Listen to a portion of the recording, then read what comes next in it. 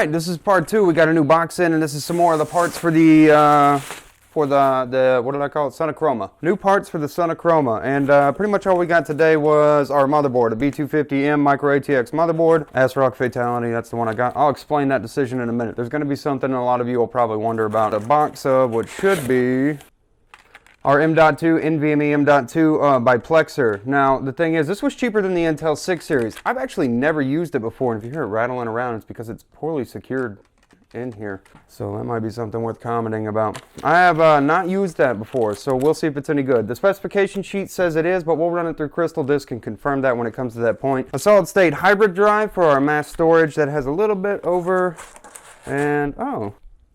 Apparently we got 2 of the Fantex LED strips. It's a 2-pack of the magnetic fan strips that you can plug into a motherboard header that is supported or supports the RGB lights to kind of expand that light show that you might have inside your motherboard, which is the choice for this B250M. Now, we're not going for overclocking, and this is kind of the strange thing I'm going to touch on now, which I was considering. Let's change that camera angle. So we're not going with anything super fancy. With this this ASRock B250M, I can't see what I'm doing now. This ASRock B250M, the Fatality Edition MATX motherboard, is the 7th generation Kaby Lake chipset series. But the thing is, we're actually going to be going Skylake because for a really good price, we can get a 6400T, and it is completely compatible with this. And that's another thing that I want to do this build to show people, that you're looking at lateral differences between Kaby Lake and Skylake, and the biggest thing that you're going to get is on the 370 chipsets. The i7 processor, the Kaby Lake i7 processor, will kind of give you that ability to really utilize Optane, which is the big change, the big difference is 3D Crosspoint with the newer generation stuff. Not so much what we're looking to do here. The choice of this motherboard is it was one of the most affordable that had the onboard LED adapter for these, because we're building the Son of Chroma, it needs to be Chroma-E, right? RGB. So that's the idea there. Let's take a quick look inside of this box and see what we got. I haven't used ASRock in a minute. I used to build a lot with ASRock, and it's just been a little while since I've actually used any ASRock stuff. A pretty plain standard I/O shield comes in the box. A CD drive, which is very much like, you know, if you are into records, then go buy a record. Why is this a thing? Our book, which is pretty good if you're new to this. This appears to be, I'm gonna guess for the M.2, so that you can secure that down on the motherboard. Oh, let's get you out here.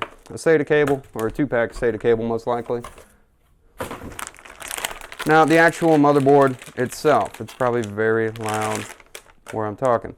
It looks good. This is a pretty decent motherboard, especially for MATX. 2 USB 3.0s, USB 2.0 times 2, Ethernet jack, DVI, and VGA. Nothing super fancy here. That's pretty standard. You got an HDMI out in the back as well. One of the things I was considering doing is going as black as possible. Now, I can't really paint this dim very easily, but I could take these off. I could de-anodize them, or I could just paint over it with engine block and make it as black as possible, but I don't really know if that's going to be necessary. If that's something y'all are interested in seeing, then let me know, and in the next build we'll do that. But otherwise, pretty standard, pretty simple little motherboard, and it's going to go great. Now, like I said, the biggest reason I wanted it was for, where are they? It better be on here. Right here, the white pins. I wasn't looking for that.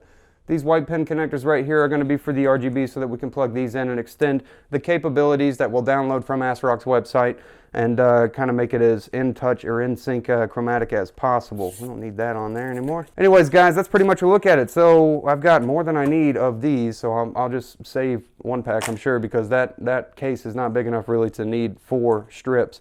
So motherboard just came in. This is for the Son of Chroma motherboard. Some RGB strips. Where else?